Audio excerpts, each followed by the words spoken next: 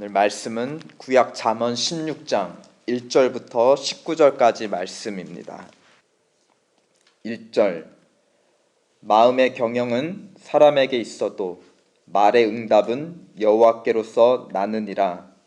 사람의 행위가 자기 보기에는 모두 깨끗하여도 여호와는 심령을 감찰하시느니라. 너의 행사를 여호와께 맡기라. 그리하면 너의 경영하는 것이 이루리라. 여호와께서 온갖 것을 그 쓰임에 적당하게 지으셨나니 악인도 악한 날에 적당하게 하셨느니라.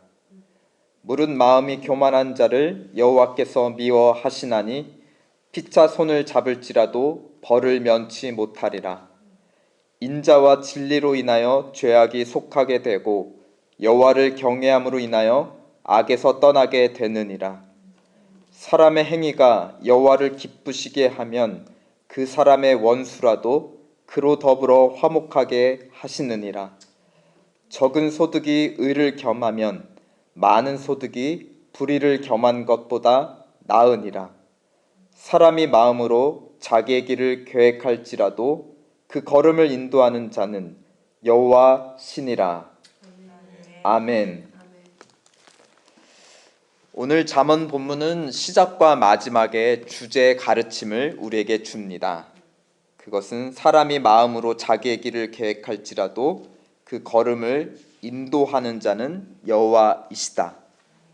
그렇게 1절과 9절 사이 2절부터 8절까지는 이 주제 말씀을 이해하도록 돕는 여러 설명하는 가르침들이 그 사이를 이어주고 있습니다. 사람이 마음으로 일을 계획해도 그 걸음을 주관하시는 분은 하나님이시다. 이 가르침을 듣고 어떤 첫 생각이 들어오시는지요? 두 가지 생각의 갈래가 있는데, 하나님이 내 계획을 막으시는구나. 좀 이뤄주시면 좋은데 막히는구나. 또 긍정적인 생각도 있습니다. 하나님이 도와주신다, 이루어주신다. 우리 대부분은 이 사이 어딘가를 왔다 갔다 하죠. 분명한 것은 우리 삶에 하나님이 개입하신다. 특히 우리 마음에, 우리 생각의 근원이, 계획의 근원되는 모든 일의 시작이 되는 우리 마음 속에 하나님은 개입하시고 씨름하신다는 것입니다.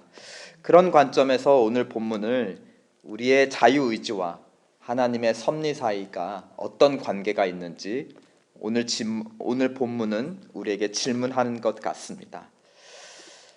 유다 왕 히스기야의 삶은 이 관계에 대해서 우리가 대답을 찾아갈 좋은 예시가 됩니다. 특히 죽을 병에서 고침받고 얻은 15년의 선물과 같은 삶을 주목해 볼 필요가 있습니다. 그 삶은 하나님이 허락하신 특별한 시간이었고 또한 한계가 있는 정해진 시한부의 삶이었죠. 사실 우리 인생 전체가 그런 면에서 시한부 인생이고 또 하나님의 선물이 아닐 수 없습니다. 왜냐하면 시작인 탄생부터 우리 의지로 태어난 것이 아니었기 때문이죠. 어느 순간 태어나 있는 우리 자신을 발견하는 것입니다. 마지막 죽음도 우리 의지가 아닌 경우가 대부분입니다. 대부분 우리는 특별한 경우를 제외하고는 살고 싶어 합니다. 그렇죠. 죽고 싶어 하지 않습니다. 그러나 우리의 의지와 상관없이 우리는 하나님의 명령에 받들어 숨을 거두게 됩니다. 무슨 말인가? 우리의 자유의지가 하나님의 섭리 안에서 주어졌다는 것이죠. 하나님의 섭리 밖에서 우리가 마음껏 자유의지를 쓰는 것이 아니라 우리의 탄생부터 죽음까지 우리의 주권과 우리의 자유와 상관없이 우리가 태어나고 죽기 때문에 그 안에 이루어지는 우리의 모든 삶도 하나님의 섭리 안에 있다는 것입니다. 그렇다면 우리의 질문은 재조정되어야 됩니다. 하나님의 섭리 안에서 우리의 자유의지를 어떻게, 얼마만큼 사용해야 하는가? 그렇죠. 그 안에서 어떻게 우리의 자유의지를 합당하게 발휘할 수 있는가? 히스기야의 특별한 15년은 이 질문에 대한 대답을 우리에게 주는 것 같습니다. 결론적으로 말씀드리면 정답과 오답이 뒤섞여 있는 것을 우리는 보게 됩니다. 15년 중 성경이 기록하는 첫 번째 사건은 바벨론 사신의 방문이었습니다. 이 당시 아시리아는 절대적인 강자였고 유다와 바벨론은 아시리아의 손아귀에서 벗어날 수 있는 길을 함께 모색하는 관계였습니다. 그런 중에 서로 손을 붙잡게 되었죠. 자기를 찾아온 바벨론 사신 앞에 히스기야는 자신의 부와 명성 그리고 건강을 보여주고 싶었던 것 같습니다. 동맹국으로서의 좀 가치, 몸값을 좀 올리려고 했던 어떤 외교적인 생각이 그의 마음속에 계획되었는지도 모르겠습니다. 하지만 역대하에 관련된 본문을 보면 그의 마음이 교만하였고 또 하나님의 은혜를 저버렸다라고 판단하고 있습니다. 그 사람 마음속에 교만이었는지 어떻게 확신할 수 있었단 말입니까? 2절을 보면 사람의 행위가 자기 보기에 깨끗하여도 보기에는 그래도 여호와는 심령을 감찰하신다. 하나님의 판단이었고 그것이 하나님의 말씀인 역대하 본문에 기록되었다는 것입니다. 교만은 어떻게 보면 자기의 주권이 혹은 자유의지가 하나님 섭리 밖에 있다고 믿는 믿음일 것입니다. 그러니까 한마디로 말하면 궤도 이탈인 것이죠. 지구가 태양을 중심으로 돌고 있는데 나는 태양계 밖에서도 살 수 있을 거야 라고 궤도를 이탈하는 것, 그러한 오해, 그것을 성경은 교만이라고 합니다. 그 생각이 자신이 가지고 있는 눈에 보이는 것과 결합했을 때 그것이 교만이라는 열매를 맺게 됩니다. 본문 8절, 적은 소득이 의를 겸하면 많은 소득이 불의를 겸한 것보다 나으니라. 히스기야가 가지고 있었던 부가 그가 가진 생각과 결합하였을 때 그의 마음이 교만의 열매를 맺었습니다. 그러나 이러한 교만은 하나님의 진노를 일으킵니다. 본문 5절, 물은 마음이 교만한 자를 여호와께서 미워하시나니 피차 손을 잡을지라도 벌을 면치 못하리라. 사실 하나님의 진노는 이 궤도 이탈을 막는 어떻게 보면 하나님의 이끄심, 붙잡으심이라고도 우리는 해석할 수 있을 것입니다. 히스기야를 향한 하나님의 진노는 아시리아의 침략으로 임하게 됩니다. 그런데 즉시 임한 것은 아니었고 15년의 삶 중 후반부에 임하게 되었고 성경이 그의 인생에 대해서 기록하는 마지막 사건입니다. 히스기야는 바벨론 사신 앞에 자랑하던 자기의 은과 금을 아시리아에게 갖다 바치게 됩니다. 그리고 성전 기둥을 뒤덮고 있던 금 표피까지도 박박 긁어서 탈탈 털어서 내어주게 되죠. 자기가 가진 것으로 해결할 수 있을 것 같았지만 결과는 정반대였습니다. 아시리아는 더 많은 걸 원했고 결국 본국으로 돌아가지 않고 예루살렘으로 진격하였습니다. 이 사건을 통해 히스기야는 자신의 교만을 뉘우치게 됩니다. 그리고 역대하 기록에 의하면 이사야 선지자와 함께 간절하게 부르짖었다 하였습니다. 그러자 하나님의 손이 아시리아를 대신해서 물리쳐 주십니다. 본문 3절, 그의 행사를 하나님께 맡겼더니 그의 경영하는 것이 이루어졌다는 것입니다. 또 7절, 하나님을 기쁘시게 했더니 원수가 떠나갔다라는 것입니다. 또 6절 보시면 하나님을 경외한다라는 것은 하나님의 섭리를 인정한다. 내 자유의지가, 내 삶이 하나님의 섭리 안에 있다. 하나님의 궤도에 붙들려 있다는 것을 인정하는 것입니다.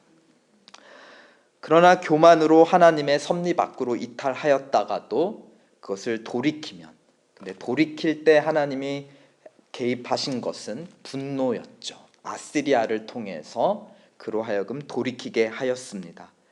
그래서 다시 돌이키면 하나님의 섭리 안으로 받아주신다는 것입니다. 다시금 하나님의 섭리 안으로 재진입하게 만들었던 힘은 결국 하나님의 인자와 진리, 돌이키는 간절하고 진실한 기도에 응답해 주시는, 자기를 떠났던 죄인을 다시 돌이켜 주시고 받아 주시는 하나님의 인자와 진리였다는 것입니다. 하나님은 아시리아를, 히스기야를 돌이키는 데 사용하셨습니다. 본문 4절, 여호와께서 온갖 것을 그 쓰임에 적당하게 지으셨나니 악인도 악한 날에 적당하게 하셨느니라.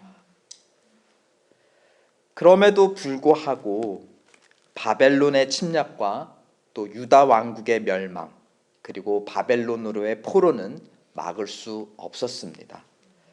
히스기야가 직접적인 원인이었나요?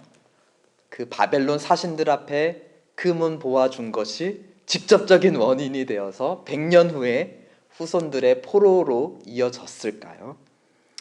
그렇지는 않은 것 같습니다. 북이스라엘과 함께 남유다는 계속해서 우상 숭배에 빠져 있었고, 그들을 바벨론을 통해서 돌이키기 위한 하나님의 징벌은 멈출 수가 없었습니다. 그것은 히스기야가 멈출 수 있는 하나님의 섭리는 아니었습니다. 어쩌면 그렇게 하려고 하는 하나님의 섭리가 이루어질 것을 히스기야가 실수 가운데 구실로 보여준 것 아닌가. 그냥 그 하나의 사인, 원인이 아니라 하나의 이것이 하나님의 섭리일 수밖에 없다는 것을 사람들에게 보여주는 하나의 사인이 아니었을까 싶습니다.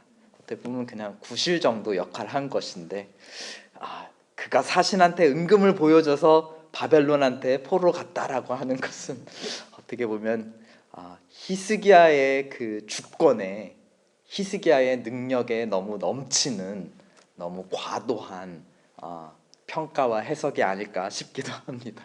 그는 그저 사람일 뿐이었던 것이죠. 그러니까 하나님은 아시리아도 사용하셨지만 바벨론을 사용하셨습니다. 이스라엘 전체를 돌이키기 위한 하나님의 섭리의 도구였다는 것입니다. 우리 인생의 시작과 끝이 하나님의 섭리와 주관이라면 우리 삶의 과정에 하나님은 계속해서 개입하신다는 것입니다. 특히 우리 마음속에 개입하십니다. 하나님의 은혜가 진노로 바뀔 수 있고, 또 반대로 하나님의 진노가 은혜로 바뀔 수도 있습니다. 어떤 면에서 이 땅에서 우리의 삶은 그런 하나님, 주권자 하나님을 알아가는 하나의 기회가 아닐까 싶습니다. 진노를 통해서도 하나님의 섭리를 알 수 있고, 은혜를 통해서도 하나님의 섭리를 알 수 있습니다. 우리는 하나님의 섭리, 그 궤도가 어디쯤인가를, 거기를 들락날락하면서 은혜를 입고 진노를 경험하면서 그 하나님의 보이지 않는 주권의 영역이 어느 정도인지를 우리는 삶을 통해 알아가게 된다는 것이죠. 태어날 때 우리는 하나님을 알지 못했는데 지금은 알아가고 있는 중에 있습니다. 태어날 때 알지 못했던 하나님을 죽을 때는 알 수 있다면, 나의 걸음을 인도하신 분이 하나님이셨음을 인정할 수 있다면 그 인생은 그 자체로 복된 인생이 아닐까 싶습니다. 하나님의 섭리 안에서 우리의 자유의지를 어떻게, 얼마만큼까지 발휘해야 하는가, 이 질문 앞에 우리는 오늘 하루도 오답 노트를 써내려 갈 것입니다. 오늘 하루도 우리의 그 궤도 비행 일지를 함께 써내려 갑시다. 그리고 이런 기회를 주신 것 자체 감사하는 하루가 되었으면 좋겠습니다. 아멘. 우리 함께 기도합시다. 하나님을 알지 못했던 우리가 어떻게 하나님을 인식하게 되었는가? 때로는 은혜가 진노로 바뀌고 또 그 진노가 은혜로 바뀌는 그 수많은 과정 속에서 보이지 않는 하나님의 주권 영역을 우리는 어떻게 인식해 왔는가? 그리고 오늘 하루도 그것을 인식할 기회를 주셨음에 또 감사합니다. 오늘 일어날 일들도 주님께 맡기길 원합니다. 우리의 자유의지를 들여서 하나님의 섭리에 충성하기를 원합니다. 하나님 만나는 사람마다 또 당하는 그런 상황마다 하나님의 주권을 경험할 기회임을 깨닫고 주님께 묻기를 원합니다. 주님, 어떻게 하기를 원합니까? 우리의 마음의 계획을 하나님께 맡길 때 하나님의 섭리 안에서 그 행사가 이루어질 것을 믿고 오늘 평안한 하루 되시기를 우리 함께 기도합시다.